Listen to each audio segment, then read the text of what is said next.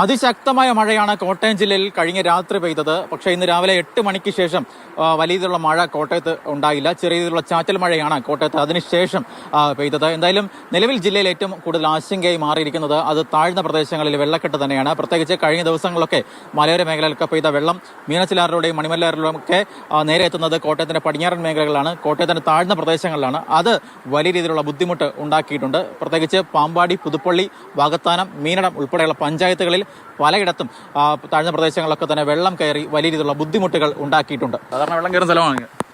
ഇല്ല, അങ്ങനെ വെള്ളം കയറുന്ന സ്ഥലമല്ല. ഈ പ്രാവശ്യം നല്ല മഴയാണ്. ഈ പരിസരത്തൊക്കെ വീടുകളിലൊക്കെ വെള്ളം കയറിയിട്ടുണ്ട്. പക്ഷെ അവിടെ ഇപ്പം വണ്ടികളൊന്നും പോകുന്ന കണ്ടീഷനിലല്ല. അവിടെ ചെന്നിട്ട് അങ്ങോട്ട് പോകാൻ ബുദ്ധിമുട്ടായിരുന്നു.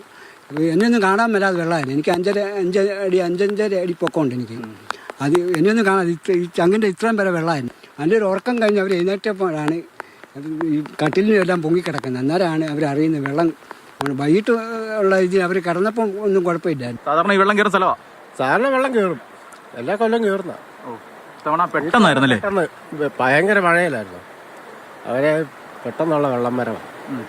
വീടുകളൊക്കെ അവിടെ അങ്ങപ്പുറയൊക്കെ വീടിനകത്തൊക്കെ വെള്ളമായി. എന്തായാലും കോട്ടയത്ത് ഇപ്പോൾ തെളിഞ്ഞ ആകാശമാണ്. രാവിലെ 8 മണിക്ക് ശേഷം കാര്യമായ രീതിയിലുള്ള മഴ കോട്ടയത്ത് പെയ്തിട്ടില്ല.